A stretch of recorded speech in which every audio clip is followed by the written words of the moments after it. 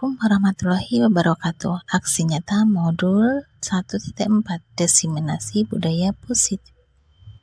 Jangan tindakan untuk aksi nyata modul 1.4 tentang budaya positif.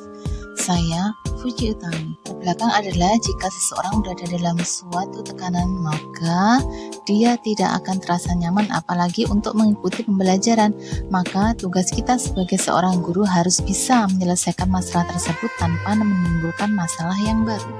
Tujuannya adalah yang pertama, membentuk keyakinan kelas. Yang kedua, menumbuhkan motivasi internal melalui penerapan disiplin positif. Yang ketiga, menumbuhkan nilai-nilai kebajikan. Dan yang terakhir, mengambil posisi kontrol sebagai manajer dan melaksanakan restitusi dalam menyelesaikan masalah. Lini masa tindakan yang akan dilakukan: yang pertama, meminta izin kepada kepala sekolah. Yang kedua, mendiskusikan pentingnya budaya positif.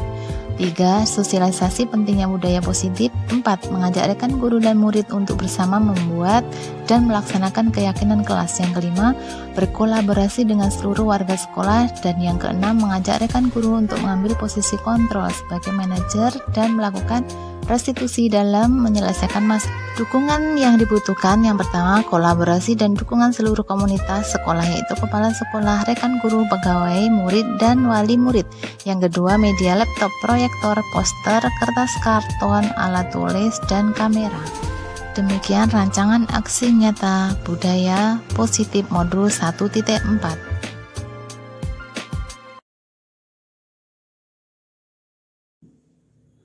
Assalamualaikum warahmatullahi wabarakatuh. Alhamdulillah rabbil alamin wa bihi nasta'in. Wassalatu wassalamu ala asrofil anbiya'i wal mursalin sayyidina wa maulana Muhammadin wa ala alihi washabihi ajma'in. Yang terhormat Ibu Kepala Sekolah SD 3 Gemarjo, yang saya banggakan Bapak Ibu pendidik dan tenaga kependidikan SD 3 Gemarjo. Saya ucapkan terima kasih pada kesempatan kali ini kita bisa duduk bersama di sini, belajar bersama untuk kebaikan kita semua. Pertama-tama marilah kita panjatkan puja dan puji syukur kehadirat Allah Subhanahu wa taala yang telah memberikan kita berbagai nikmat, terutama nikmat kesehatan dan nikmat iman, sehingga kita sampai saat ini masih bisa menunaikan tugas-tugas dan kewajiban kita. Semoga hidayah Allah senantiasa diberikan kepada kita semua. Allahumma amin. Salawat serta salam tak lupa kita tujukan kepada uswatun hasanah kita Nabi Muhammad SAW. Semoga kita kelak bisa berkumpul dengan beliau di yaumul qiyamah nanti. Allahumma amin.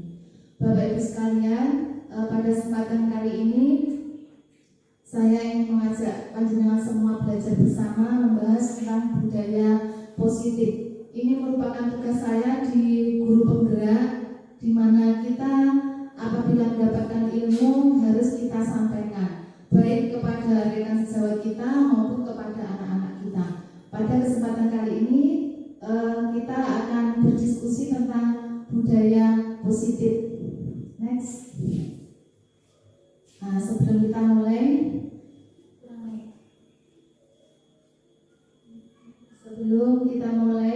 kita membaca pantun dulu. Badan kekar, umurnya tua. Bawa pedang, bukanlah petani. Apa kabar dari semua? Selamat datang di acara ini. Lanjutnya yang kedua, tebing tinggi di atas gunung, hati-hati bila sedang mendaki. Hidup bukanlah petani. Apa kabar dari semua? Selamat datang di acara ini. Lanjutnya yang kedua, tebing tinggi di atas gunung, hati-hati bila sedang mendaki. Hidup ini tak bisa diulangi. Mari kita mulai acara ini. Mari kita buka acara ini dengan baca Bismillah bersama-sama. Bismillahirrahmanirrahim. Semoga acara kita pada kali ini diberikan kelancaran. Yang pertama, Bapak Ibu, tujuan di sini tak bisa diulangi. Mari kita mulai acara ini. Mari kita buka acara ini dengan baca Bismillah bersama-sama. Bismillahirrahmanirrahim. Semoga acara kita pada kali ini diberikan kelancaran.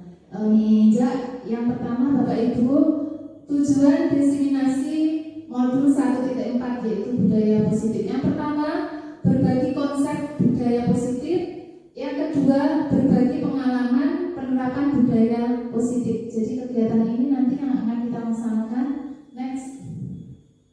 Nah, sekarang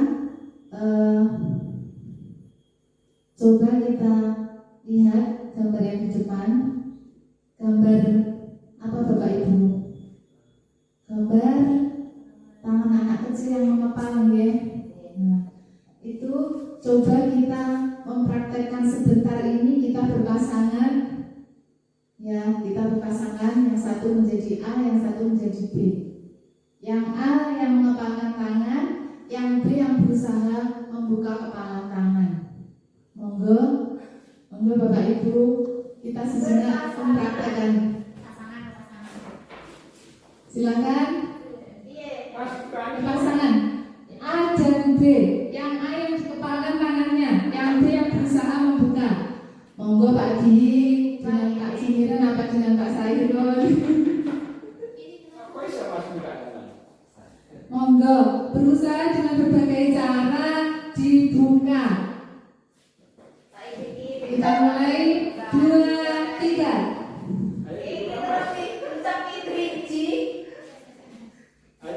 Monggo silakan berusaha agar bisa dibuka.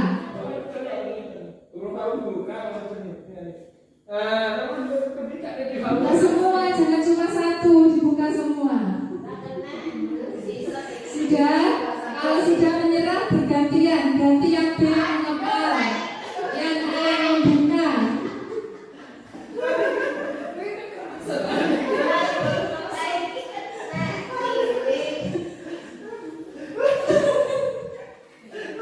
Bisa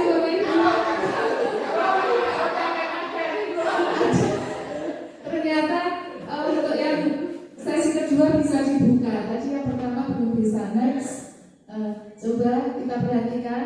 Monggo diceritakan satu saja. Kira-kira yang memegang kendali waktu kita mengepal tangan itu, yang mengepal tangan apa yang berusaha untuk membuka. Monggo kita perwakilan. Ujian.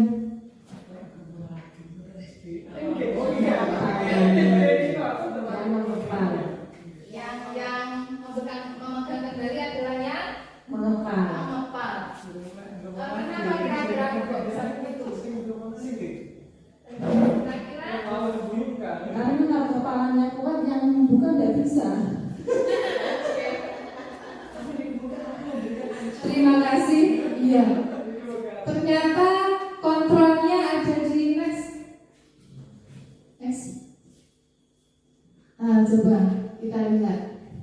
Ternyata kontrolnya ada yang mengepal tangan. Jadi sekuat apapun yang berusaha membuka, itu adalah kemampuan eksternal.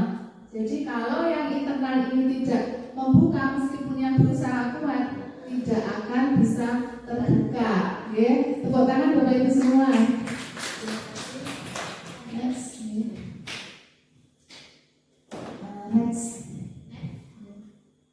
Nah, ini pembelajaran dengan paradigma baru.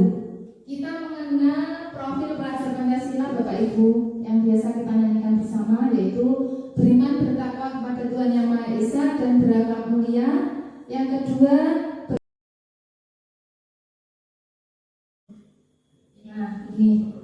pembelajaran dengan paradigma baru. Kita mengenal profil pelajar Pancasila Bapak Ibu yang biasa kita nyanyikan bersama, yaitu beriman bertakwa kepada Tuhan Yang Maha Esa dan berakhlak mulia. Yang kedua, berkebinekaan global, gotong royong, mandiri, kreatif dan bernalar kritis. Kita di kurikulum Merdeka belajar tentang ini semua. Jadi bagaimana murid-murid kita itu bisa melaksanakan enam profil pelajar Pancasila ini. Next. Nah, sekarang memahami konsep budaya positif. Budaya positif itu sebetulnya apa? Nah, budaya positif menurut standar, langsung ini ya. Kalau kita kenal bersama, budaya positif itu apa Bapak Ibu? Budaya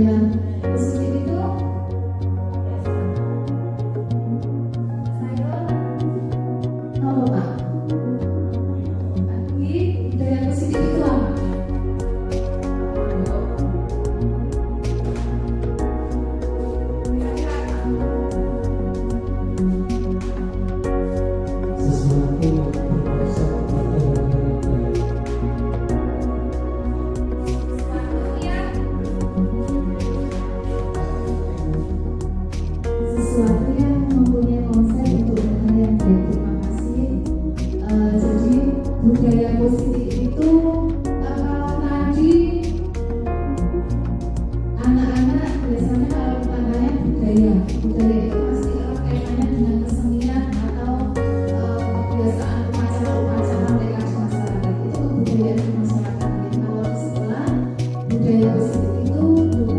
Next, budaya positif kita hubungkan dengan tata tertib teratur dan kepatuhan pada peraturan.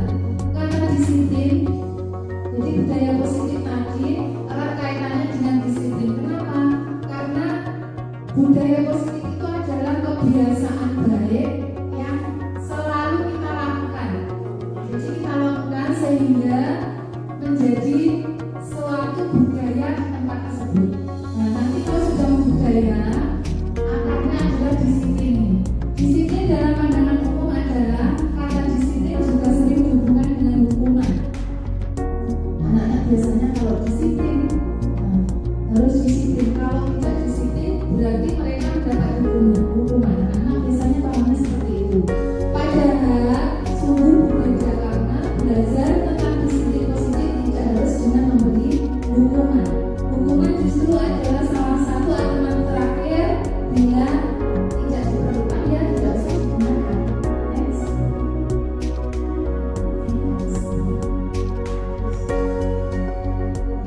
Teori motivasi perilaku manusia.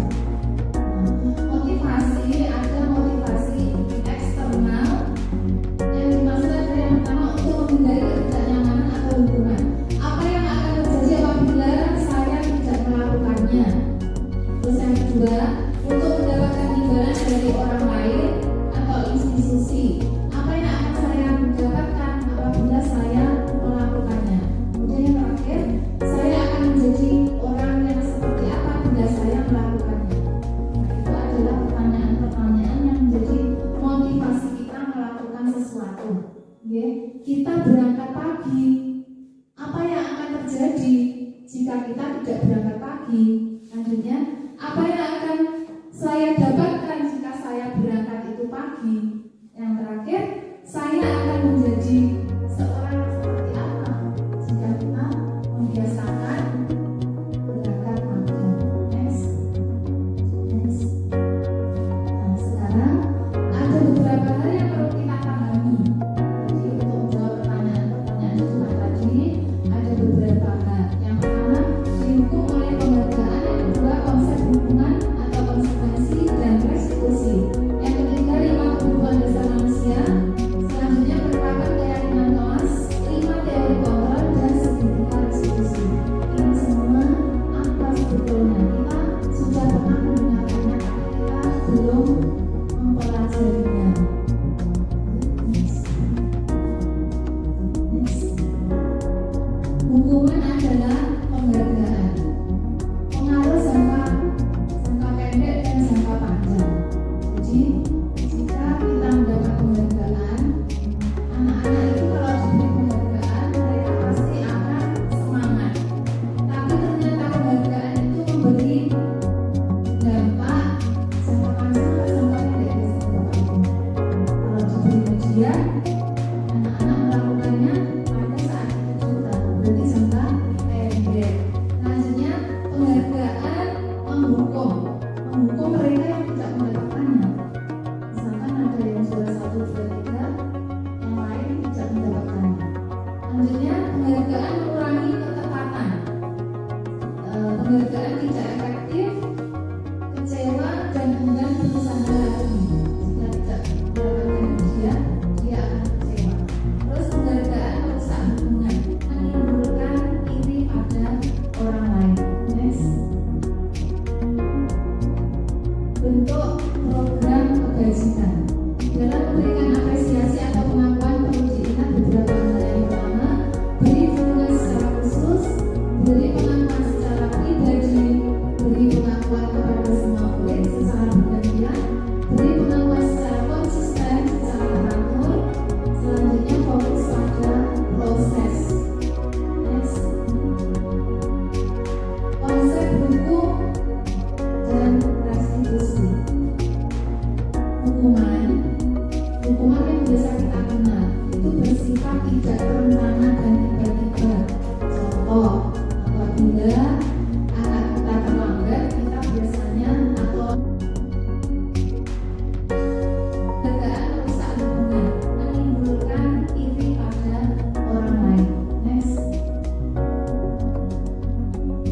bentuk program kebajikan. Dalam memberikan apresiasi atau pengakuan perlu diingat beberapa hal. Yang pertama, beri dukungan secara khusus, beri pengakuan secara pribadi, beri pengakuan kepada semua murid secara bergantian, beri pengakuan secara konsisten, secara teratur. Selanjutnya fokus pada proses. Next. Konsep hukum dan restitusi. Hukuman yang biasa kita kenal itu bersifat tidak terencana dan tiba-tiba. Contoh, apabila anak kita terlambat, kita biasanya atau teman-temannya yang lain pasti mengganggu. Mesti pasek, seperti itu. Bagaimana perasaan anak yang terlambat tersebut? Dia sudah malu, datang terlambat, diintimidasi oleh temannya, belum lagi gurunya di depan sudah memandang dengan tidak enak tentunya. Seperti itu. Kalau konsekuensi itu sudah terencana atau sudah disepakati. Sebelumnya kita sudah musyawarah, kita sepakati misalkan datang terlambat, konsekuensinya apa? Selanjutnya restitusi. Sebuah pendekatan untuk menciptakan disiplin positif. Restitusi adalah proses menciptakan kondisi bagi murid untuk memperbaiki kesalahan mereka. Jadi restitusi ini kita duduk bersama dengan anak yang melakukan kesalahan. Jadi tidak di depan teman-teman mereka. Anak tersebut kita ajak misalkan ke kantor, terus kita ajak bicara. Misalkan alasannya kenapa kok terlambat, mereka pasti akan cerita. Jadi kita itu tahu alasannya dia itu kenapa kok terlambat. Nanti setelah itu dia pasti tahu yang dilanggar itu apa, keyakinan kelas atau peraturan kelas apa yang sudah dilanggar. Setelah itu mereka akan mencari jalan sendiri atau mencari sendiri apa konsekuensinya apabila melakukan kesalahan tersebut. Jadi kira-kira dari ketiga ini yang paling harus kita laksanakan yang mana Bapak Ibu? Restitusi itu yang paling harus dilaksanakan, tapi juga jarang kita laksanakan. Kenapa? Karena ini dari kita itu yang menentukan kita. Jadi kadang-kadang kita tidak bisa melakukan restitusi itu setiap hari. Kalau belum anak itu sering melakukan kesalahan, kita belum melaksanakan restitusi. Next. Identitas gagal. Hukuman dampak pada murid marah, merasa bersalah, rendah diri, dan mengasingkan diri. Anak-anak cenderung menyendiri. Selanjutnya tiba-tiba, tidak diharapkan atau sangat melukai. Terjadinya itu tiba-tiba, mereka kadang tidak sadar kalau mereka melakukan suatu kesalahan dan dibuat oleh guru. Jadi dari satu pihak, dari pihak guru saja. Terus menyakitkan, guru menjalani konsekuensi dengan menyalahkan, mengkritik, menyindir, dan merendahkan. Kalau konsekuensi kehilangan hak, waktu jeda seorang diri, dan penahanan sudah diketahui dan masuk akal, dibuat oleh guru dan murid, membantu guru menyatakan peraturan, melakukan peringatan. Kalau restitusi, murid atau anak tidak kehilangan waktu namun bersemangat untuk memperbaiki diri, berupa undangan untuk mengajukan restitusi, dibuat oleh murid dan anak, menguatkan guru, menyebutkan keyakinan kelas, membimbing kerangka acuan berpikir restitusi murid. Next. Tindakan guru, Bapak Ibu, coba dengan perhatian. Mencatat 100 kali di dalam buku kalimat. Saya tidak akan terlambat lagi karena terlambat ke sekolah. Nah, itu kalau anaknya terlambat ke sekolah sama gurunya diberi hukuman. Tulis di buku, saya tidak akan terlambat lagi sebanyak 100 kali. Kira-kira itu apa? Termasuk apa, maaf Bapak Ibu? Termasuk apa, hukuman atau konsekuensi atau restitusi? Hukuman ya.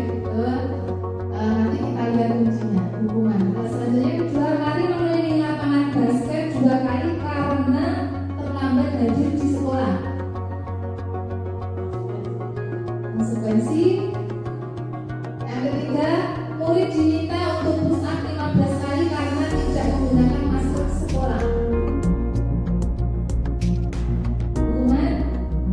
Hukuman terus menggantikan kertas tugas teman yang telah dicoret-coret. Konsekuensi, membersihkan tumpahan air di meja tulis karena tersenggol pada saat belajar. Konsekuensi, murid disuruh untuk mengenakan sepatu seharian di kelas karena tidak mengenakan sepatu hitam. Hukuman. Oke, hukuman. Yang terakhir lari mengelilingi lapangan basket 2 kali karena terlambat 10 menit untuk pelajaran BCOK. Hukuman. Coba kita lihat semua nih, apakah jawaban kita lakukan? Next.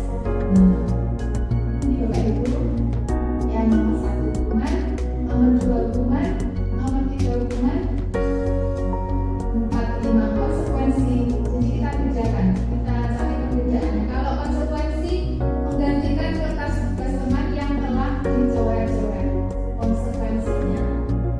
Selanjutnya, membersihkan tumpahan air di meja tulis karena tersenggol pada saat belajar. Budaya positif selanjutnya adalah penerapan proses pembuatan keyakinan kelas. Jadi, anak-anak dilibatkan dalam proses pembuatan keyakinan kelas sehingga mereka mempunyai tanggung jawab untuk melaksanakan keyakinan kelas yang sudah disepakati bersama di kelas.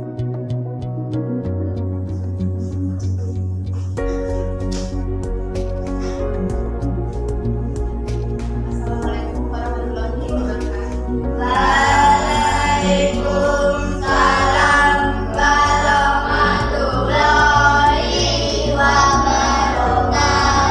Waalaikumsalam warahmatullahi wabarakatuh. Alhamdulillah, Allah Akbar.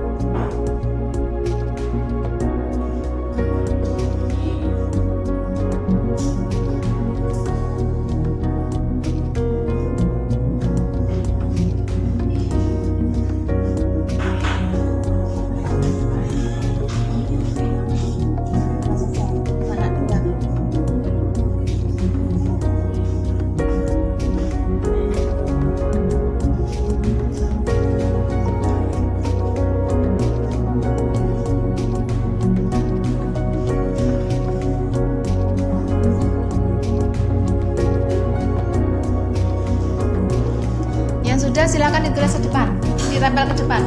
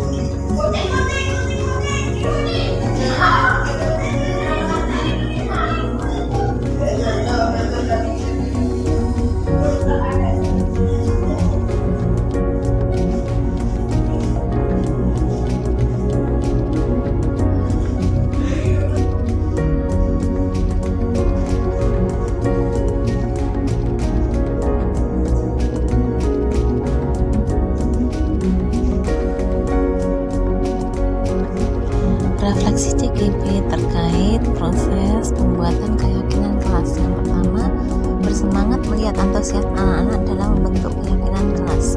Yang kedua,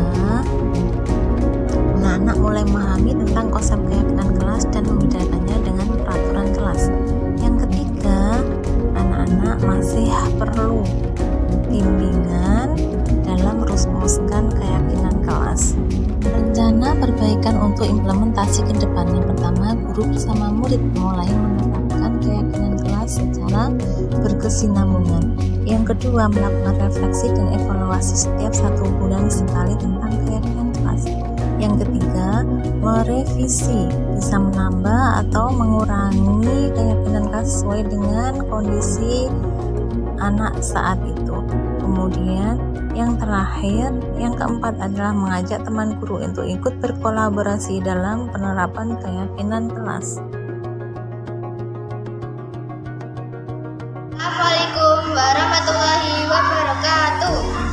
saya Hanin dari SDN 3 Gemaharjo. Menurut saya, proses pembuatan keyakinan kelas sangat menarik. Kami menjadi tahu apa yang dimaksud keyakinan kelas. Semoga kita semua bisa melaksanakan keyakinan yang sudah kita sepakati bersama. Terima kasih. Wassalamualaikum warahmatullahi wabarakatuh.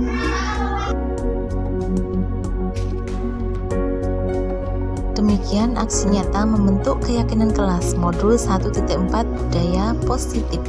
Terima kasih. Salam guru penggerak, tergerak, bergerak, dan menggerakkan.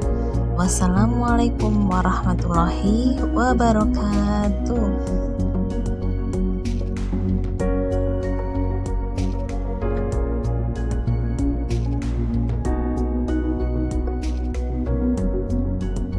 Sebagai penutup, mari kita wujudkan budaya positif untuk mengantarkan anak-anak kita menjadi pelajar yang merdeka. Merdeka itu artinya tidak terlepas dari perintah, akan tetapi juga cakap buat memerintah diri sendiri. Demikian contoh aksi nyata modul 1.4 tentang budaya positif. Terima kasih. Salam guru penggerak, tergerak, bergerak, dan menggerakkan. Wassalamualaikum warahmatullahi wabarakatuh.